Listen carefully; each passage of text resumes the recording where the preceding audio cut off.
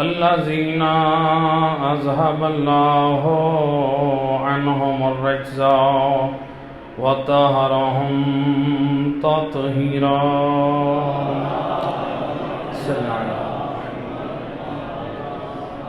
ولعنة الدائمة على أعدائهم أجمعين من يوم ظلمهم إلى يوم الدين. أما بعد، فقد قال الله تبارك وتعالى في كتابه المجيد وفرقانه الحميد وقوله الحق. بسم الله الرحمن الرحيم. يا أيها الذين آمنوا قوا أنفسكم وأهليكم نارا. صلوات پڑھیں محمد.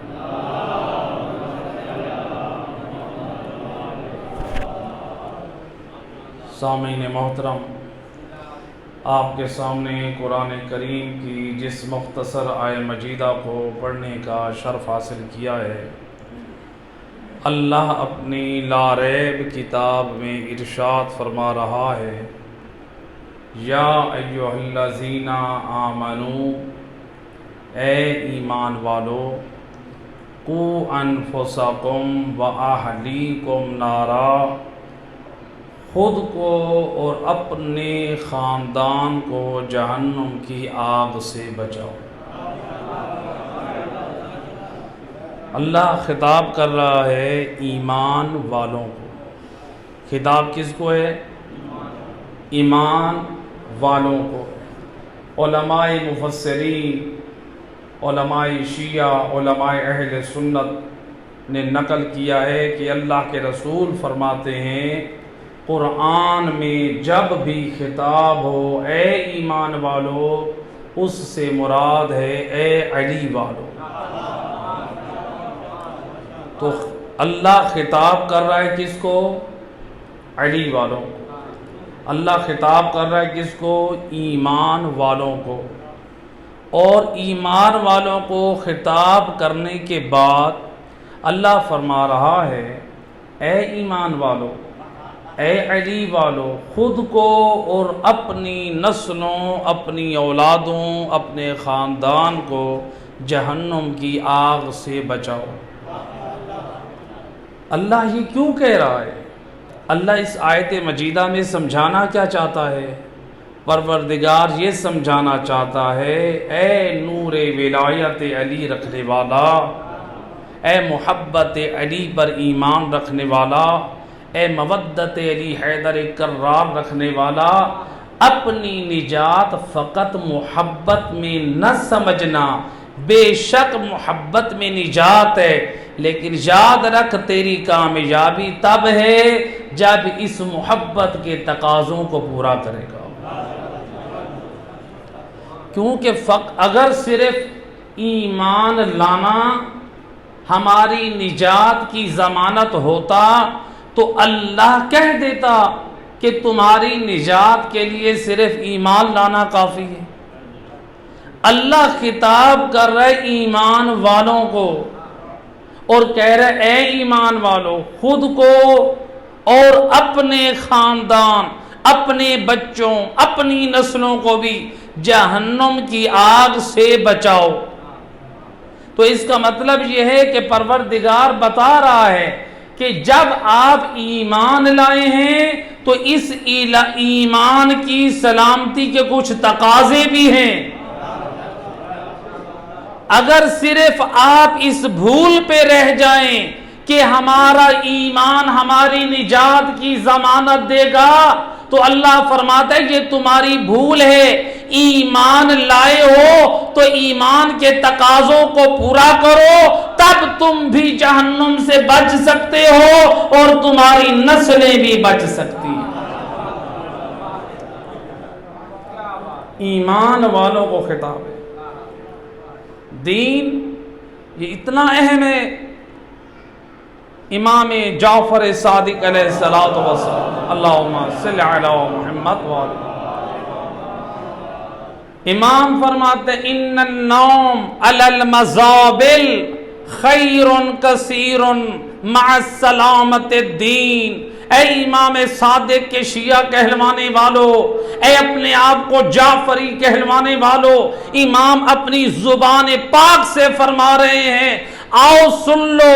امام زبان عصمت سے فرماتے ہیں ان النوم علی المزابل، میں امام کی نگاہ میں اگر کوئی شخص گندگی کے ڈھیر پر سو جائے لیکن اپنے دین کی حفاظت اور سلامتی کے ساتھ سوئے، امام فرماتے ہیں میری نگاہ میں یہ نیند بہترین نیند ہے۔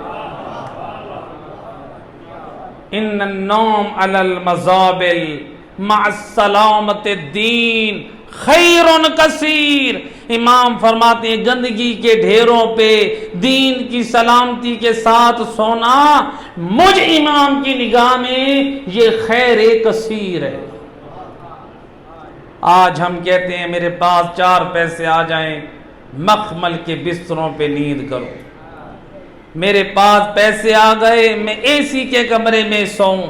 بے شک تو مخمل کے بستروں پہ سو، بے شک تو اے سی کے کمرے میں سو، بے شک تو اپنے لیے ٹھنڈا ماحول کر کے سو، اسلام تجھے منع نہیں کرتا، لیکن امام یہ بتانا چاہتے ہیں اگر تیرے دامن میں فقط دنیا ہی دنیا ہے، تیری زندگی میں نیند کا آرام ہو یا تیری زندگی میں دن کا آرام ہو، تیرے پاس اچھا کھانا بھی ہو، تیرے پاس اچھا پہننا بھی ہو، تیرے پاس سونے کے مخمل کے بستر بھی ہو، تیرے پاس اے سی روم بھی ہو، تیرے پاس سب کچھ ہو، اگر تیرے دامن میں آل محمد کا دین نہیں ہے تو تجھ جیسا بدبخت کوئی نہیں۔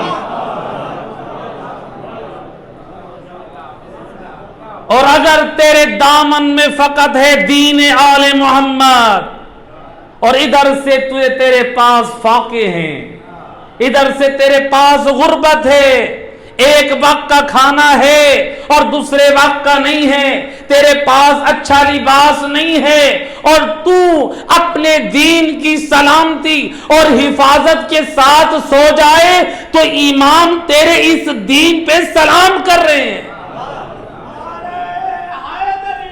یا علی اللہم صلی علی محمد۔ اللہ کا دین یہ اتنا قیمتی دین ہے، کیا فرماتے سید الرسل اپنی پاک محفل میں، اصحاب موجود ہیں، وارث نبی علی حیدر کرار موجود ہیں، نبی اپنی پاک زبان سے، زبان وحی سے فرماتے ہیں الفقر موت الاکبر۔ اور میرے اصحاب سن لو، اے علی حیدر کرار اور میرے علم کا وارث علی سن لے، مجھ نبی کی نگاہ میں سب سے بڑی موت اس کی ہے جو فقر کی موت مرے۔ فقر، تنگ دستی، محتاجی، غربت، یہ موت سب سے بڑی موت ہے۔ کچھ اصحاب سمجھ رہے تھے نبی کی مراد مال، کھانا پینا، رہائش، جائیدادوں کی محتاجی ہے، لیکن وارث علم نبی علی حیدر کرار نبی کی خدمت میں بیٹھ کے ان اصحاب کی مشکل کو حل کرتے ہوئے فرماتے ہیں یا رسول اللہ الفقر من الدینار والدرہم، کیا آپ کی مراد یہ فقر، یہ محتاجی روپے پیسے کی ہے کہ جس کے پاس روپیہ پیسہ نہ ہو، جس کے پاس اچھا کھانا نہ ہو، جس کے پاس اچھا لباس نہ ہو، جس کے پاس چڑھنے کے لیے سواری نہ ہو، جس کے پاس اچھا مکان نہ ہو؟ یا رسول اللہ کیا یہ فقیر مراد ہے؟ کیا یہ تنگ دست مراد ہے؟ کیا یہ محتاج مراد ہے؟ کہ سب سے بڑی موت یہ ہے۔ سید الرسل اپنی زبان وحی سے بول کے فرماتے ہیں اور میرے علم کے وارث سن لے، اور سنانا چاہتے ہیں اپنے اصحاب کو، زبان وحی سے فرماتے ہیں او سن لو میری زبان سے، الفقر من الدین، سب سے بڑی محتاجی تنگ دستی اور فقیری اگر ہے تو وہ دین کی فقیری ہے۔ آپ کے پاس روپیہ پیسہ ہے، آپ کے پاس جائیدادیں ہیں، آپ کے پاس بڑا نام ہے، آپ کے پاس بڑا مقام ہے، نبی فرماتے ہیں سب کچھ ہو لیکن تمہارے دامن میں دین نہ ہو، مجھ نبی کی نگاہ میں تم لوگ فقیر ہو، تم لوگ محتاج ہو، تم لوگ تنگ دست ہو۔ کیوں نبی نے فرمایا تنگ دست ہو، محتاج ہو، فقیر؟ کیوں؟ اس لیے کہ یہ دنیا عارضی آرام گاہ ہے، یہ عارضی ہے، اور جو ہمیشہ کے لیے جو جگہ ہے وہ جنت ہے۔ تو انسان جو ہمیشہ کا مقام ہے، جو جنت مومن کا گھر ہے، اس کے لیے جانے کے لیے انسان کے پاس اعمال صالح نہیں ہے، انسان کے پاس زاد راہ نہیں ہے، انسان کے پاس جنت میں داخل ہونے والے اعمال نہیں ہیں۔ جب وہ اعمال نہیں ہے، جب وہ زاد راہ نہیں ہے، جب وہ پاک کردار نہیں ہے، یہی تو نبی فرما رہے ہیں او علی والا چاہیے تو یہ تھا کہ تو آل محمد کا حبدار ہوتے ہوئے پاک کردار کی دولت کے صدقے تو جنت میں چلا جائے، لیکن تیری بد نصیبی یہ ہے تیرے دل میں حب تو ہے، آل محمد کی حب بھی ہے، اللہ کی محبت بھی ہے، رسول کی محبت بھی ہے، لیکن جنت سے محروم ہو گیا پاک کردار کی وجہ سے۔ لہذا دین یہ بڑا قیمتی ہے۔ آج ہمارا دین پہ کچھ خرچ نہیں ہوا، اس لیے دین کی عظمت معلوم نہیں ہے۔ دین کی اگر قیمت معلوم کرنی ہے تو زہرا کے لال سے کرو، زہرا کے لال سے ہم قیمت معلوم کریں۔ ایک مثال کے ساتھ، عام میں سے کسی نے اسی کوٹلہ جام شہر میں ایک چھوٹی سی اپنی دکان بنائی، 25 سال 30 سال دکان چلا رہا اور اسی سے اپنے گھر کا نظام چلا رہا۔ آپ نے اپنے بچے کو اس دکان پہ لائے، آپ کے بچے کی کچھ حرکتوں کی وجہ سے آپ کا کاروبار مارکیٹ میں خراب ہونے لگا، آپ کی عزت داغدار ہونے لگی۔ آپ کیا کہیں گے؟ تجھے حیا اور شرم نہیں آتی؟ اتنے عرصے میں میں نے اپنی عزت بنائی، میں نے اپنا کاروبار سیٹ کیا، اور تو اس کاروبار تیرا کچھ خرچ نہیں ہوا، خرچ ہوا ہے میرا، عزت بنائی ہے میں نے، اور کاروبار بنایا ہے میں نے، تو تجھے میری اس کاروبار میری عزت کی پرواہ نہیں ہے، چل اب اس دکان سے اتر جا، چاہے وہ اولاد ہی کیوں نہیں ہے۔ عام طور پہ دنیا میں یہ ہوتا ہے۔ تو اب یہ جو دین ہے، یہ دین کتنا قیمتی ہے، اس دین کی قیمت کو دیکھنا ہے تو کربلا میں زہرا کے لال کی قربانی دیکھیں۔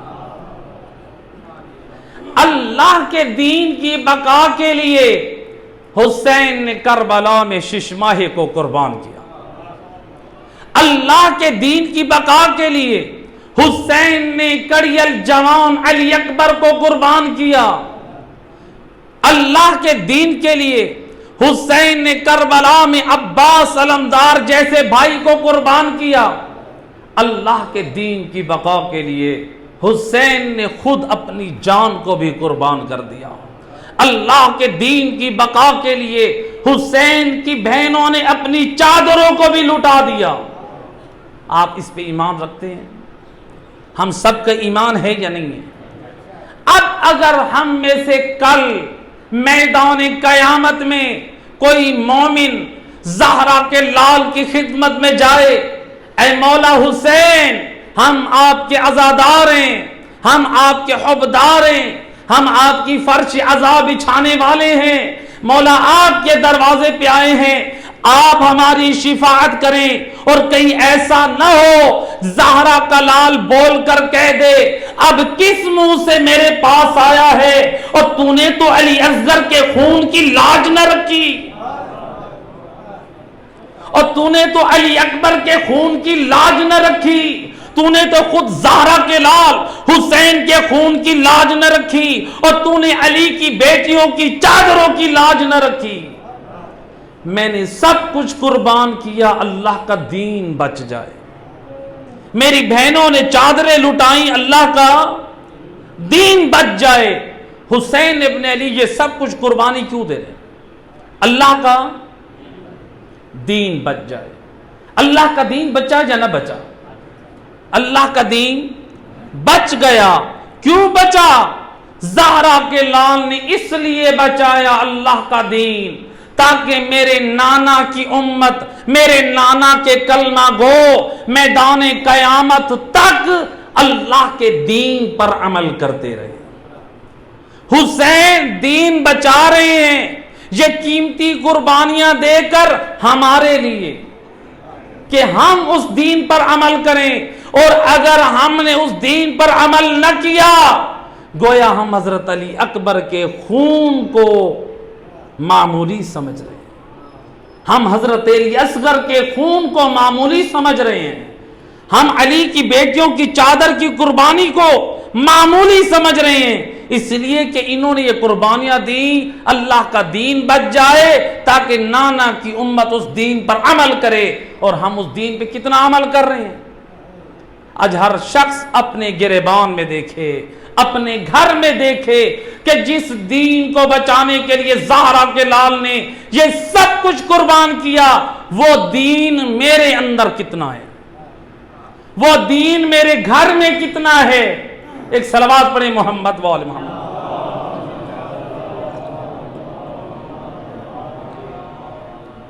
بارہ دیگر باواز بلند سے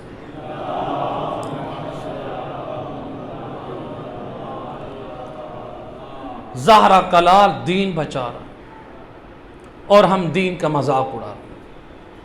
آج نوجوانوں میں، آج لوگوں میں یہ فکر آ رہی ہے، اور یہ فکر منبر سے بھی دی جا رہی ہے، نماز اور عزاداری کا تقابل کیا جا رہا ہے، اور کہا جا رہا ہے کہ نماز افضل ہے یا عزاداری افضل ہے۔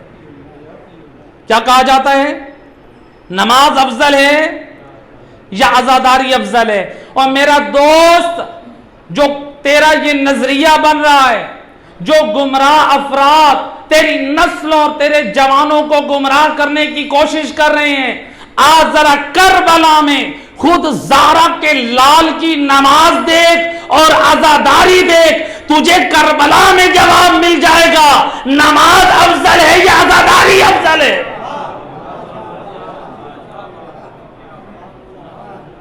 میں کہا کرتا ہوں عزاداری سید الشہداء نام ہے مودت حسین ابن علی کا، اور نماز نام ہے مقصد حسین ابن علی کا۔ بغیر مودت کے بھی ہم ادھورے ہیں اور بغیر مقصد کے بھی ہم ادھورے ہیں۔ تو میرے اور تیرے دامن میں مودت حسین بھی ہو، عزاداری حسین ابن علی بھی ہو، اور مقصد حسین ابن علی بھی ہو۔ سچا عزادار وہی ہے جو نمازی ہو، سچا نمازی وہی ہے جو حسین کا عزادار بھی ہو۔ روز عاشور صبح سے ظہر تک کم سے کم 50 اصحاب امام حسین کے لاشیں میدان کربلا میں پڑے۔ ان لاشوں کو کون اٹھا کر لایا مقتل سے؟ زہرا کا لال۔ ایک خیمے میں وہ لاشیں جمع کیے۔ جب وہ لاشیں اٹھا رہے تھے، ان مظلومین کے رخساروں پہ حسین اپنا رخسارہ بھی رکھتے ہیں، روتے بھی ہیں، لاشیں بھی اٹھاتے ہیں۔ حسین بڑا عزادار ہے یا آج کا مومن عزادار ہے؟ بڑا عزادار کون ہے؟ حسین ابن علی عزادار ہے۔ میں کہا کرتا ہوں پوری کائنات کے عزادار اکٹھے ہو جائیں اور کربلا میں حسین ابن علی جو اپنے اصحاب کے عزادار تھے، حسین ابن علی بڑے عزادار ہیں۔ حسین رو بھی رہے ہیں، لاشوں پہ لاشیں بھی اٹھا رہے ہیں، لیکن جب وقت نماز ہوا حسین نے لاشوں کو چھوڑ کر مصلی عبادت پر آ کر آپ نے اللہ اکبر دنیا کو بتا دیا، خبردار حسینیت، حسین کا اور نماز کا مقابلہ نہ کرنا۔ آؤ دیکھو کربلا میں حسین کا عملی کردار دیکھو۔ حسین اپنے اصحاب کے جہاں عزادار ہیں، وقت نماز میں حسین بڑے نمازی ہیں۔ اللہ یا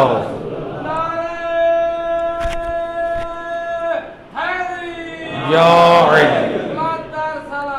اللہم صلی علی محمد وآلہ۔ حسین نے فقط نماز نہیں پڑھی، حسین نے نماز جماعت قائم کی ہے۔ روایت کہتی ہے جو حسین کے آگے کھڑے تھے، تاریخ کے جملے ہیں، جو آگے کھڑے تھے وہ اشاروں سے نماز پڑھ رہے تھے، جو پیچھے ہیں وہ جماعت کے ساتھ نماز پڑھ رہے ہیں۔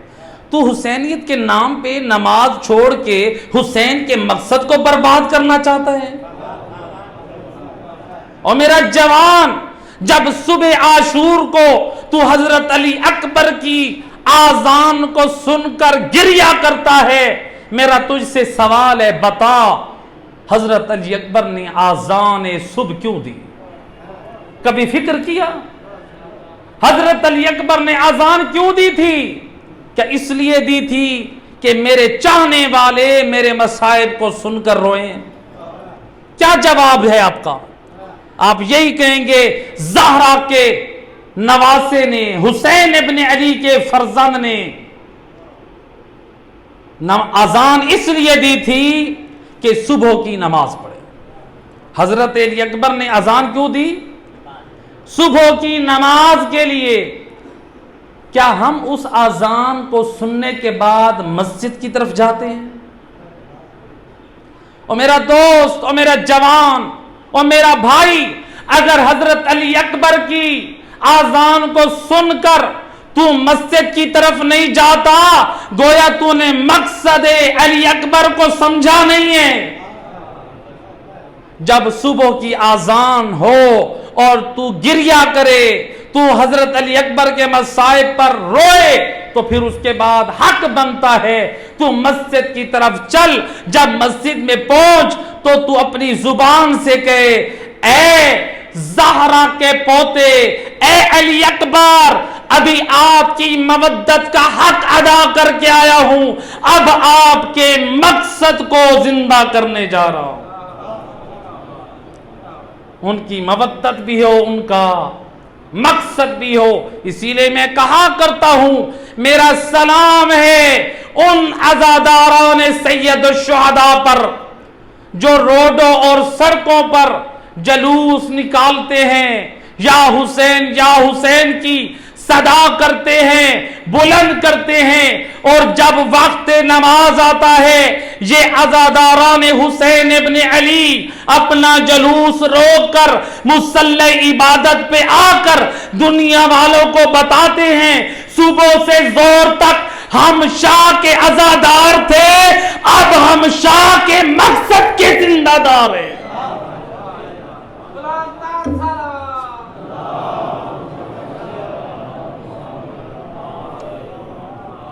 اور میرا دوست، مودت بھی ہو اور مقصد بھی ہو، ایسا عزادار بن۔ کربلا نے ہمیں نماز دی ہے، کربلا نے ہمیں دین کی پابندی دی ہے۔ اللہ کے رسول کیا فرماتے ہیں؟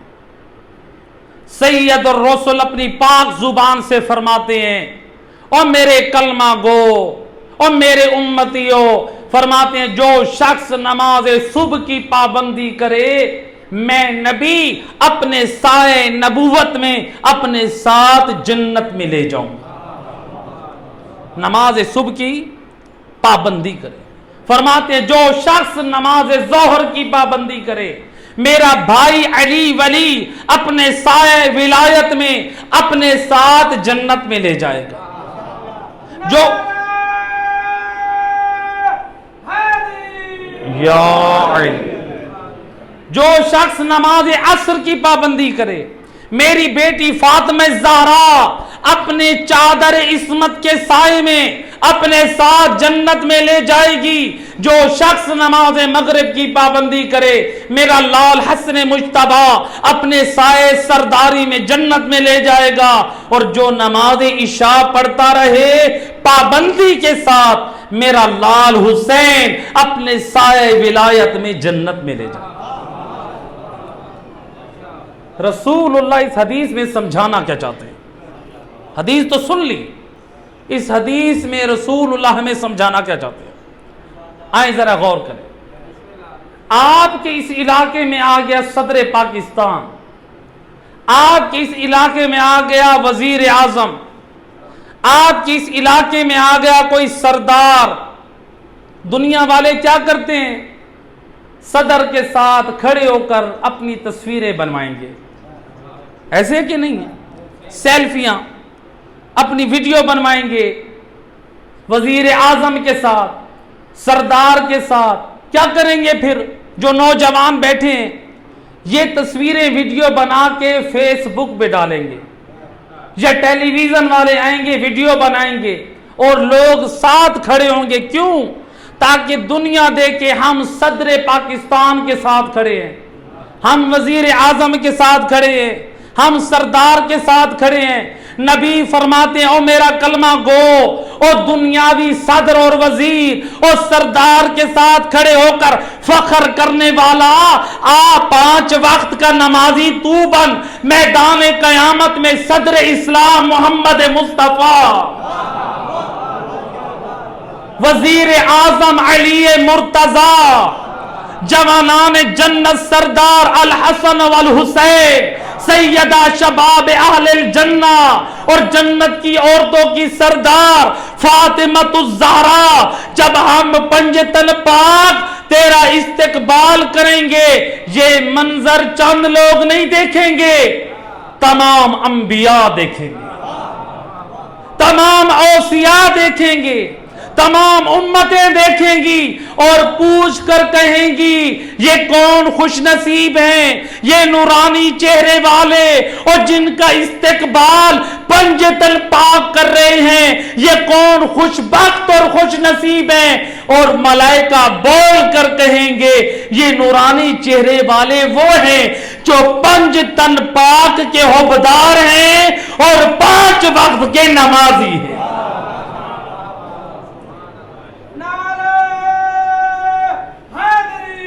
یا علی اللہم صلی علی محمد۔ ایسے پاک کردار کا مالک بن، ناز کر اس چیز پہ کہ کل تو اس قابل ہو سکے کہ اہل بیت تیرا استقبال کرے۔ ایسا نہ ہو ہمارے کردار میں اتنی خامیاں، اتنی بد کرداری ہو کہ جب ہم میدان قیامت میں جائیں آل محمد اپنے ساتھ کھڑا ہونے سے ہمیں روک دیں۔ میرا آپ سے سوال ہے، کیا آپ پسند کرتے ہیں آپ کا بیٹا زانی ہو؟ کوئی پسند کرتا ہے؟ اللہ معاف کرے۔ کیا کوئی مومن مسلمان پسند کرتا ہے میرا بیٹا شرابی ہو، میرا بیٹا جواری ہو؟ کوئی پسند کرتا ہے کہ میرا بیٹا قاتل ہو؟ کوئی پسند کرتا ہے میرا بیٹا بدکار ہو؟ اگر آپ کے گھر یا میرے گھر خدا نخواستہ کسی فاسق کا رشتہ آ جائے، کسی شرابی کا رشتہ آ جائے، کسی قاتل کا رشتہ آ جائے، کسی جواری کا رشتہ آ جائے، کسی زانی کا رشتہ آ جائے، کیا ہم بیٹی کا رشتہ دیں گے؟ ہم اپنے گھر میں اس کو جگہ نہیں دیں گے۔ میں اور تو اپنی اولاد کے لیے پسند نہیں کرتے وہ جواری ہوں، وہ زانی ہوں، وہ شرابی ہوں، وہ بدکار ہوں۔ اور میرا دوست تو اور میں اپنی اولاد کے لیے پسند نہیں کرتے وہ جواری، وہ زانی، وہ شرابی، وہ بد کردار ہوں۔ بتا پھر علی حیدر کرار یہ کیسے پسند کریں ان کا حبدار زانی ہو، وہ کیسے پسند کریں ان کا حبدار زانی ہو، ان کا حبدار بے نمازی ہو، ان کا حبدار قاتل ہو، ان کا حبدار بد کردار ہو۔ تو اور میں اپنے گھر میں بد کردار کو جگہ نہ دیں، تو اور میں اپنے گھر میں بد کردار بے دین کو جگہ دینا پسند نہ کریں۔ او وارث سے جنت علی کیسے جنت میں بد کرداروں کو لے جائے؟ جنت نیکوکاروں کے لیے بدکاروں کے لیے نہیں ہے۔ صلوات پڑھیں محمد والی صلی اللہ علیہ وسلم۔ پارے دیگر بابا سے بلند سے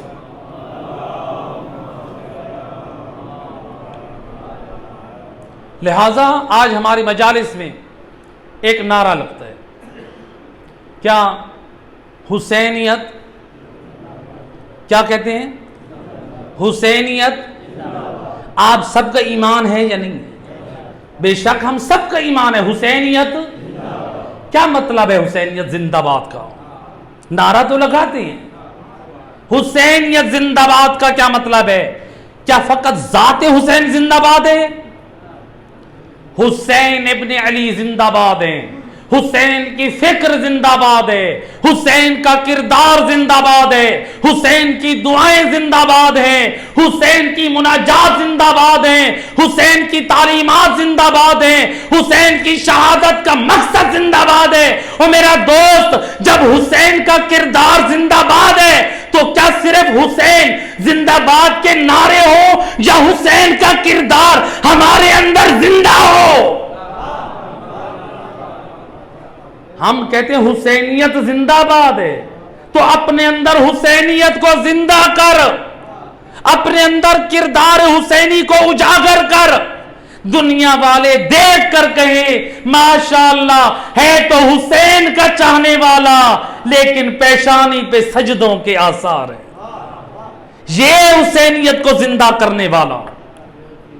جب تو چلے دنیا والے دیکھ کر گئے ہے تو حسین ابن علی والا، چہرے پہ سنت حسین ابن علی ہے۔ آج بعض لوگ کہتے ہیں قبلہ داڑھی اچھی نہیں لگتی، کیا کہتے ہیں؟ داڑھی اچھی نہیں لگتی۔ اور میرا دوست، اگر داڑھی میں کوئی عیب اور نقص ہوتا، کائنات میں سب سے زیادہ خوبصورت ہے رسول اللہ۔ اگر داڑھی خوبصورتی میں رکاوٹ ہوتی تو اللہ اپنے نبی کے چہرے پہ نہ لاتا۔ اپنی فکر کی علاج کر، اپنی اصلاح کی فکر کر۔ اور میرا دوست، کیا تو اور میں حضرت علی اکبر سے زیادہ خوبصورت ہیں؟ جب ان کے حسن میں کمی نہیں آتی تو میرا اور تیرا حسن کو جا۔ ایک صلوات پڑھیں محمد وآل محمد صلی اللہ علیہ وسلم۔ بارہ دیگر باباز بلند صلوات۔ تو ماشاءاللہ حسینیت کیا ہے؟ زندہ باد ہے۔ دوسرا نعرہ آپ کیا لگاتے ہیں؟ دوسرا نعرہ آپ لگاتے ہیں یزیدیت۔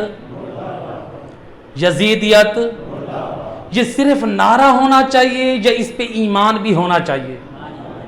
جی ایمان بھی ہونا چاہیے۔ اگر نعرہ ہے اور ایمان نہیں ہے، اس نعرے کا کوئی فائدہ نہیں ہے۔ گویا ایمان کے ساتھ نعرہ ہوگا تو وہ نعرہ بھی آپ کے لیے باعث برکت ہوگا۔ اب یزیدیت مرد آباد کا کیا مطلب ہے؟ آئیں ذرا غور کریں۔ یزید مرد آباد ہے۔ یزید کیا تھا؟ یزید کی افکار، اس کی فکر، وہ کیا ہے؟ مرد آباد ہے۔ یزید کا کردار مرد آباد ہے۔ یزید کا کردار کیا تھا؟ تاریخ کہتی ہے کان یزنی، وہ زناکار تھا، وشارب الخمر، وہ شرابی تھا، وہ قرآن اور سنت کا مذاق اڑانے والا تھا، وہ زناکار تھا، وہ جوا کھیلنے والا تھا، وہ بدکار تھا، وہ بے دین تھا، وہ وحی الہی کا مذاق اڑاتا تھا، وہ نواز رسول حسین ابن علی کی حرمت کو پامال کرنے والا تھا. تو جب آپ کہہ رہے ہیں یزیدیت مرد آباد، تو یعنی یزید کا کردار ایسے ہے کہ نہیں ہے؟ یزید کی فکر تو جس میں بے نمازی ہونا بھی ہے، جس میں جوا کھیلنا بھی ہے، جس میں شراب پینا بھی ہے، جس میں زنا کرنا بھی ہے، جس میں قرآن کا مذاق اڑانا بھی ہے، جس میں سنت کا مذاق اڑانا بھی ہے. گویا آپ کہہ رہے ہیں یزید جتنی بد کرداریاں انجام دیتا رہا وہ سب مرد آباد ہیں. اور میرا دوست، یہ نعرہ فقط زبان تک نہ ہو بلکہ اس پر ایمان رکھ. فقط نعرہ ہو لیکن ادھر سے انسان شرابی ہو. زبان پہ نعرہ ہو یزیدیت مرد آباد لیکن ادھر سے بے نمازی ہو. زبان پہ نعرہ ہو یزیدیت مرد آباد، ادھر سے انسان شرابی ہو. زبان پہ نعرہ ہو یزیدیت مرد آباد، ادھر سے انسان جواری ہو. زبان پہ نعرہ ہو یزیدیت مرد آباد، ادھر سے قرآن سنت کا مذاق اڑانے والا. ادھر سے کہیں یزیدیت مرد آباد، ادھر سے آل محمد کے حسین ابن علی کے علم کے وارث علماء پہ جسارتیں کرنے والا ہو. اللہ اکبر یا رسول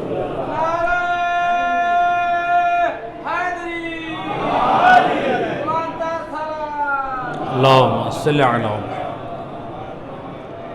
آپ کہہ رہے ہیں یزیدیت، یزید کا کردار. تو جب یہ یزید کے افعال کوئی انسان انجام دیتا رہے، زنا کرتا رہے، شراب پیتا رہے، جوا کھیلتا رہے، قرآن سنت کا مذاق اڑاتا رہے، بد کرداری انجام دیتا رہے، اور ادھر سے کہے یزیدیت مرد آباد، ایک مرتبہ یزید جب یہ نعرہ سنے گا وہ بھی پریشان ہو جائے گا. بندہ ہے میری پارٹی کا اور مجھے کہتے ہیں یزیدیت مرد آباد. یزید پریشان ہو جائے گا، بندہ میری پارٹی کا ہے، میں شرابی تو یہ بھی شرابی، میں جواری تو یہ بھی جواری، میں بے نمازی تو یہ بھی بے نمازی، میں قرآن اور سنت کا مذاق اڑانے والا تو یہ بھی قرآن اور سنت کا مذاق اڑانے والا، میں بے دین تو یہ بھی بے دین، میں حسین کا قاتل تو یہ مقصد ہے حسین کا قاتل. اور یہ کہتے ہیں یزیدیت مرد آباد ہے میری پارٹی کا اور بھوکتا بھی مجھے ہے. اور میرا دوست حسینی ہے تو اپنے اندر کردار حسین لاؤ، ورنہ یہ نہ حسین اپنی خدمت سے نکال دیں، دھدکار دیں. صلوات پڑھیں محمد والے صلی علی محمد. بار دیگر بآواز بلند صلی علی محمد. ایک میں مثال دیا کرتا ہوں. دیکھیں مثلا نماز کا ٹائم ہوا، مؤذن نے اذان دی، اس نے اذان میں علی ولی اللہ نہیں پڑھا. کچھ لوگوں نے مسجد کے دروازے پہ جمع ہو گئے، آ کر کہنے لگے یہ کون ہے، آج کس نے اذان دی ہے، یہ دشمن علی ہے. ایسے ہے کہ نہیں؟ لوگ ایسے کرتے ہیں کہ نہیں کرتے؟ بھئی اگر کوئی اذان مسجد ہو شیعہ کی، اذان میں علی ولی اللہ نہ کہے، محلے والے جمع ہو جائیں گے. آج خیر ہے اس نے اذان میں علی ولی اللہ نہیں پڑھا، جمع ہو گئے کچھ لوگ، شدت میں آ گئے، جوتے ڈنڈے پولے لے کر آ گئے، یہ دشمن علی ہے، اس نے اذان میں علی ولی اللہ نہیں لیا. جب اس کے سامنے آئے اس نے کہا اللہ کے بندو میں بھول گیا تھا، آپ کہنے والوں نے کہا نہیں ہم جانتے ہیں یہ دشمن علی ہے، اس نے جان بوجھ کے علی کا نام آذان میں نہیں لیا۔ گویا دنیا والے کہتے ہیں جو آذان میں نام اگر بھول کے بھی نہ لے، کہتے ہیں یہ دشمن علی ہے۔ اور میرا دوست تیرا کیسا معیار ہے؟ اگر کوئی آذان میں بھول جائے تو وہ بن جاتا ہے دشمن علی، اور جس کو علی کی آذان بھی نہ آئے کیا وہ علی کا دوست ہے؟ اور جو علی کا نام آذان میں بھول جائے وہ تو بن گیا دشمن علی، اور جس کو علی کی نماز پڑھنا نہ آئے کیا وہ علی کا دوست ہے؟ اور جو اذان میں علی ولی اللہ پڑھنا بھول جائے وہ تیری نگاہ میں ہے دشمن علی، اور جس کے چہرے پہ سنت علی حیدر کرار نہ ہو کیا وہ تیری نگاہ میں علی کا دوست ہے؟ نہ نماز سے تعلق ہو، نہ قرآن سے تعلق ہو، نہ علماء سے تعلق ہو، نہ شریعت سے تعلق ہو، اور ہم کہیں یہ تو بڑا علی والا ہے۔ او علی والے کی پہچان علی سے سن، علی والے کی پہچان علی بتائیں گے۔ یا علی اللہم صلی علی سلامت رہیں۔ علی اپنے چاہنے والوں کی پہچان بتائیں گے۔ آپ کے علاقے میں پیٹرول پمپ ہے نا، پیٹرول پمپ والے بتائیں گے جو ہمارا عملہ ہے انہوں نے کون سی وردی پہنی، ایسے کہ نہیں؟ اگر جو وہاں پر نوکری کرنا چاہتا ہے وہ کہیں میں اپنی مرضی کی وردی کا رنگ پہن کے آؤں گا، وہ کہیں گے پھر ہم آپ کو نوکری نہیں دیں گے، آپ کو حلیہ وہ بنانا پڑے گا جو ہم بتائیں گے۔ آپ نے بچے کو اسکول میں داخلہ دلوایا، آپ کہتے ہیں جی میرا بچہ بہت پیارا ہے، میں اس کو فلاں لباس میں لے آؤں گا، وہ کہیں گا آپ کے لیے پیارا ہے، یونیفارم وردی وہی پہنے گا جو ہم بتائیں گے۔ اور میرا دوست تجھے دنیا کے پیٹرول پمپ میں نوکری نہیں ملتی جب تک تو ان کے مطالبے پہ ان کے مطابق لباس نہ پہنے، اور تیرے بچے کو اسکول میں داخلہ نہیں ملتا اور جب تک ان کی مرضی کے مطابق تو ان کی وردی کا انتظام یونیفارم نہ پہنائے۔ کیا علی حیدر کرار جس جنت کا وارث ہے اس میں جانے کے لیے ہماری مرضی کے اعمال ہوں؟ لوگ کہتے ہیں میرا دل کہتا ہے میں نماز میں یہ پڑھ لوں، اور میرا دوست دل کی ولایت نہیں علی کی ولایت ہے۔ یا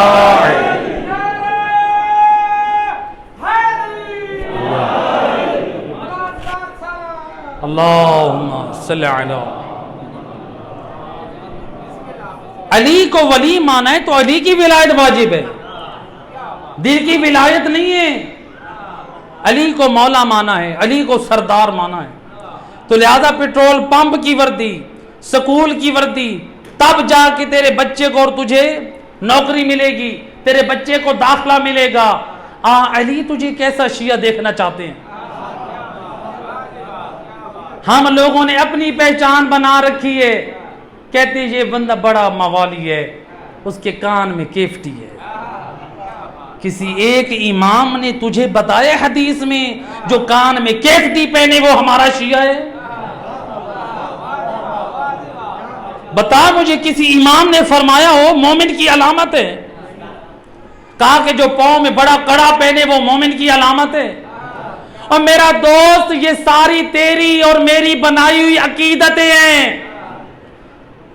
کہ جس کے کان میں کیفٹی ہو، جس کے ہاتھ اور پاؤں میں کڑا ہو اور جس کی بڑی مونچھیں ہو، یہ تیرے اور میرے معیار ہے۔ آل محمد سے پوچھ ان کے چاہنے والوں کی علامتیں کون سی ہیں؟ مسجد کوفہ سے علی حیدر کرار نکلے، جب آپ گھر کی طرف جا رہے تھے پیچھے سے کوئی 10 آدمی تھے اور روک کر کہتے ہیں یا ابا الحسن نحنو من شیعتکا، اے ابو الحسن یا امیر المومنین، ہم آپ کے شیعہ آپ کی زیارت کے لیے آئے۔ روایت کے جملے، امام نے جلدی جلدی قدم اٹھائے، قربان جاؤں میرے شیعوں کی زیارت کے لیے علی دوڑ رہے۔ اسی لیے میرے ساتویں امام، امام موسیٰ کاظم علیہ السلام، صلی علی محمد و امام فرماتے ہیں جو ہمارے نیک اور صالح مومن کی زیارت کرے، اگر وہ ہماری زیارت نہیں کر سکتا، ہمارے نیک اور صالح مومن کی زیارت کرے، اللہ کے نزدیک ایسے ہے جیسے ہم آل محمد کی زیارت۔ امام فرماتے ہیں جو ہماری دعوت کرنا چاہتا ہے، ہمیں کھانا کھلانا چاہتا ہے اور ہم تک رسائی نہیں ہے، ہمارے نیک اور صالح نمازی روزے دار دین کے پابند مومنوں کی دعوت کرے، ہم اللہ کے نزدیک ایسے جیسے ہم آل محمد کی دعوت کی ہے۔ نیکوکار بن، با کردار بن، جو آل محمد تیری زیارت کے مشتاق رہے۔ نیکوکار کی عزت ہے، نیکوکار کا وقار ہے، نیکوکار کی شرافت ہے۔ میں اور آپ اپنے ساتھ، میں کہا کرتا ایک جملہ، ہم ایک جگہ پہ کھڑے، میں اور آپ، کیا ہم یہ پسند کرتے ہیں ہمارے ساتھ کوئی زانی آ کر کھڑا ہو، کوئی جواری، کوئی بدکار، کوئی قاتل؟ میں اور آپ پسند نہیں کرتے ہمارے پہلو میں زانی، شرابی، بے دین، بدکار، قاتل یہ لوگ کھڑے ہوں۔ تو اور میں کھڑا کرنا پسند نہیں کرتے، میدان محشر میں علی کیسے پسند کریں گے؟ علی حیدر کرار کو جب آواز دی، مولا ہم آپ کے شیعہ ہیں، روایت کے جملے ہیں، امام نے جلدی جلدی قدم اٹھائے، پہنچے، امام نے دیکھا تو امام کو غصہ آیا۔ اللہ اکبر، جو شوق کے زیارت میں دوڑے تھے اسی امام کو غصہ آیا۔ امام فرماتے ہیں تم میرے شیعہ نہیں ہو، میرے شیعہ وہ ہیں جن کے چہروں پہ سجدے کے آثار ہیں، میرے شیعہ وہ ہیں کہ جن کے شکم کمر کے ساتھ مل چکے ہیں، یعنی وہ حرام سے باز رہیں گے، فاقے تو برداشت کریں گے لیکن حرام کھانا قبول نہ کریں گے۔ صلوات پڑھیں۔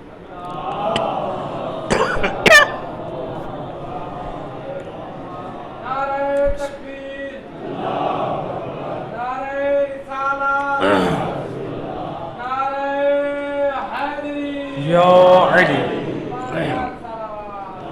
اللہم صلی علی محمد۔ لہذا امام فرماتے ہیں تمہارے چہروں پہ سجدے کے آثار نہیں، اور تمہارے چہرے پہ خوف خدا کے آثار نہیں، تمہارے چہروں پہ مجھے مومنین اور شیعوں والی علامات ظاہر نہیں ہو رہی، چلے جاؤ تم میرے شیعہ نہیں۔ ہم نے کیا معیار بنا رکھا ہے مومنوں کا، اور امام کی نگاہ میں کیا مومن ہے؟ آج ہم جتنی بھی بدعمالیاں، جتنے بھی جرائم انجام دیں، ہم چھپ کے جتنا بھی انجام دیتے رہیں، لیکن میدان قیامت میں سب ظاہر ہوگا۔ اللہ سورہ رحمان میں فرماتا ہے یعرف المجرمون بسیماہم، قیامت کے میدان میں مجرمین اپنے چہروں کی علامتوں سے پہچانے جائیں۔ اللہ اکبر، اپنے چہروں کی علامتوں سے۔ یہ کون ہے؟ روایات میں ملتا ہے، امام فرماتے ہیں جب پوچھا گیا کیسے پہچانے جائیں گے، امام فرماتے ہیں بے نمازی کے چہرے پہ لکھا ہوگا ھذا تارک الصلاۃ، یہ بے نمازی ہے۔ اللہ اکبر، میدان معاشر میں لکھا ہوگا یہ بے نمازی ہے۔ ھذا مانع الزکاۃ، یہ زکوٰۃ دینے والا نہیں ہے، یہ حج کرنے والا نہیں تھا، یہ بہن بھائیوں کا میراث میں حق کھانے والا ہے، یہ فلاں زانی ہے، یہ فلاں شرابی ہے۔ امام فرماتے ہیں میدان قیامت میں اسی آیت مجیدہ کی روشنی یعرف المجرمون بسیماہم، میدان قیامت میں مجرمین کے چہرے ان کی علامتوں سے پہچانے جائیں گے. فَيُوخَذُ بِالنَّوَاصِي وَالْأَقْدَامِ، اللہ فرماتا ہے ان مجرمین کا حال کیا ہوگا؟ عذاب کے فرشتے ان کے سر کے آگے کے بال اور پاؤں سے پکڑ کر گھسیٹ کے لے کے جا رہے ہیں. ذرا غور کریں، قرآن کی آیت ہے سورہ رحمان کی. اللہ نہ کرے اگر آپ کے علاقے میں آپ کے اوپر کوئی جھوٹا کیس ہو جائے، آپ کے دروازے پہ پولیس آ جائے اور کسی شریف مومن مسلمان کو وہ پکڑ کے لے کے جا رہے ہوں، ایک مرتبہ شرمندگی سے سر جھک جائے گا. کیا کہے گا؟ میرے محلے والے مجھے نہ دیکھیں، میں رسوا ہو جاؤں. ایسے کہ نہیں؟ اللہ قرآن میں فرماتا ہے او مومن، او قرآن پر ایمان رکھنے والا، او دنیا میں اپنی ذلت اور رسوائی اور شرمندگی پہ ڈرنے والا، میدان قیامت کی ذلت اور رسوائی اور شرمندگی سے بچ. جب عذاب کے فرشتے تیرے سر کے بال اور تیرے قدموں سے گھسیٹ کے لے کے جا رہے ہوں گے، یہ منظر انبیاء دیکھ رہے ہوں گے، یہ منظر اوصیاء دیکھ رہی ہوں گی، یہ منظر تمام امتیں دیکھ رہی ہوں گی، اور پوچھا جائے گا کون ہے، اور بتایا جائے گا یہ مجرمین ہیں. ایسا نہ ہو کہ ہم دنیا کی رسوائی اور شرمندگی سے تو اپنے آپ کو بچاتے رہیں، لیکن ہمارے کردار ایسا ہو کہ میدان قیامت میں انبیاء کے سامنے ذلیل ہو جائیں، اولیاء کے سامنے ذلیل ہو جائیں، امتوں کے سامنے ذلیل ہو جائیں. تو لہٰذا اپنا کردار اتنا پاک رکھیں. صلوات پڑھیں محمد والو.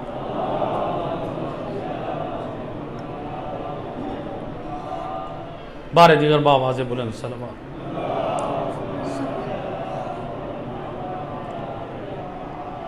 اور میرا دوست اپنا کردار اتنا پاک رکھ. اور پاکوں کا ماننے والا ہے، اور پاکوں کی تعلیم لینے والا ہے، اور پاکوں کا راستہ اللہ نے تجھے بتایا ہے. اتنی پاک زندگی گزار، اتنا پاک کردار اپنا، جب میدان معاشر میں جائے پنجتل پاک تیرا استقبال کریں اور بول کر کہیں مرحبا بکا، اور خوش آمدید، اور تیری محبت پہ بھی راضی ہے، تیرے کردار پہ بھی راضی. ایسے پاک کردار کا مالک بن کے جاؤ. میدان قیامت میں اہل بیت تیرا استقبال کر، اپنے اندر مومنوں والی علامتیں پیش کر. قرآن کیا ہمیں بتا رہے اور آل محمد ہمیں کیا سمجھا رہے. ایک مل کے صلوات پڑھے محمد والے.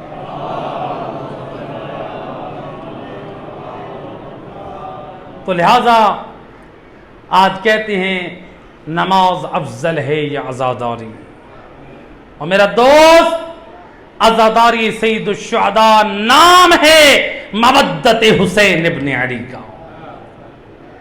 اور نماز نام ہے مقصد حسین ابن علی کا. حسین نے کربلا میں لاشیں پڑھی ہیں اور حسین نے نماز کو جماعت کے ساتھ پڑھا. علی کی بیٹی نے یہی درس تو کربلا سے لیا کہ میرے چوتھے امام کیا فرماتے ہیں کہ میری پھپھی نے راستے میں بھی نوافل نمازوں کو ترک نہ کیا. تو نماز اور عزاداری کا تقابل کر رہا ہے. وقت وداع حسین بہن زینب سے کیا کہہ رہے ہیں؟ یا اختی زینب لا تنسینی فی صلاۃ النافلہ، اور میری بہن زینب اور مجھے نماز شب میں فراموش نہ کرنا. اور نماز اتنی اہم نہ ہوتی تو حسین کیوں وصیت کرتے؟ حسین کو پڑھتا دیکھا نماز علی کی بیٹیوں نے، جب آئی ہے نا شام غریباں، روایت کہتی ہے علی کی بیٹی کی زندگی کی پہلی نماز. کیسی نماز تھی؟ سر پر ردا نہیں ہے، چادریں لٹ چکی، سر پر ردائیں نہیں ہیں۔ روایت کہتی ہے نظرت یمیناً و شمالا، علی کی بیٹی کبھی دائیں دیکھتی ہے اور کبھی بائیں دیکھتی ہے۔ کیوں دیکھا علی کی بیٹی نے؟ بھائی تو مارے جا چکے ہیں، بیٹے تو مارے جا چکے ہیں اور مددگار تو مارے جا چکے ہیں، پھر علی کی بیٹی دائیں اور بائیں کیوں دیکھ رہی ہے؟ ارباب مقاتل نقل کرتے ہیں علی کی بیٹی نے اس مرتبہ اس لیے دیکھا اور شاید مجھے پانی وضو کے لیے مل جائے، اور علی کی بیٹی اور اپنی یہ نماز وضو سے ادا کرے، اور جب مایوس ہوئی پانی سے، روایت کہتی ہے کیا کیا علی کی بیٹی نے؟ فَتَيَمَّمَتْ عَلَىٰ أَرْضِ کربلا، اور ریت کربلا پہ اور علی کی بیٹی نے تیمم کیا، اور زندگی کی پہلی نماز اور علی کی بیٹیوں نے بے ردا پڑھی۔ اجرکم علی اللہ۔ اے حسین نے نماز ظہر پڑھی تھی تو اصحاب کے لاشیں پڑے تھے، اور جب زینب نے نماز پڑھی اور کبھی حسین کا لاشا پڑا ہے اور کہیں عباس کا لاشا پڑا ہے اور کہیں جوان علی اکبر کا لاشا۔ اجرکم علی اللہ زادارو۔ ہے زینب کی یہ وہ پہلی نماز تھی جو بغیر چادر کے تھی، اور جب ہے لیکن رات کی تاریکی کا پردہ تھا، لیکن جب 11 محرم کے دن میں نماز پڑھی، ہائے علی کی بیٹی قیدی بن چکی ہے اور سر سے ردا چھل چکی ہے، اور بھائی کے قاتل شرابی ساتھ ہے، اور علی کی بیٹی نے کیسے نماز پڑھی؟ اجرکم علی اللہ زادارو۔ ہے روایت کہتی ہے کتنا عشق تھا حسین کو۔ بعض علماء نے نقل کیا ہے کہ جب شمر لعین آیا نا حسین ابن علی جب سجدے میں ہے، روایت کہتی ہے وَجَلَسَ عَلَى صَدْرِ الْحُسَيْنِ، اور حسین کے سینے پر چڑھ بیٹھا، وَعَقَدَ لَحْيَتُهُ، اور حسین کی ریچھ مبارک کو پکڑا، وَلَتَمَ عَلَىٰ خَدَّيْهِ، اور ان رخساروں پہ جسارت کرنے لگا، اور جن رخساروں پہ مصطفیٰ بوسے دیا کرتے تھے، اور رخساروں پہ جسارت کرنے لگا، اور جن رخساروں پہ زہرا بوسے دیا کرتی تھی۔ سنو گے عزادارو، روایت کہتی ہے شمر لعین کہتا ہے حسین، اور تیری زندگی کی کوئی خواہش ہو اور تیری کوئی تمنا ہو تو بتا۔ بعض علماء نے نقل کیا ہے حسین نے کیا کہا؟ حسین نے یہ نہیں کہا شمر مجھے اتنی اجازت دے اور میں علی اکبر جوان کے لاشے میں جانا چاہتا ہوں، اور اے شمر مجھے اتنی اجازت دے اور علی کے بیٹیوں کے پردوں کی حفاظت کا انتظام کروں۔ حسین نے وقت نہیں مانگا، کیا مانگا؟ کہ اے شمر اتنی اجازت دے اور رب کی بارگاہ میں اور حسین جو رکعت نماز ادا کرے۔ اے حسین میں ہمت نہیں ہے اور زخموں میں چور چور۔ اے حسین نے بیٹھ کر زندگی کی آخری نماز پڑھی، اور جب سجدے میں گئے اور اسی سجدے سے اور شمر لعین نے اور 12 ضربے الا لعنت اللہ علی القوم الظالمین۔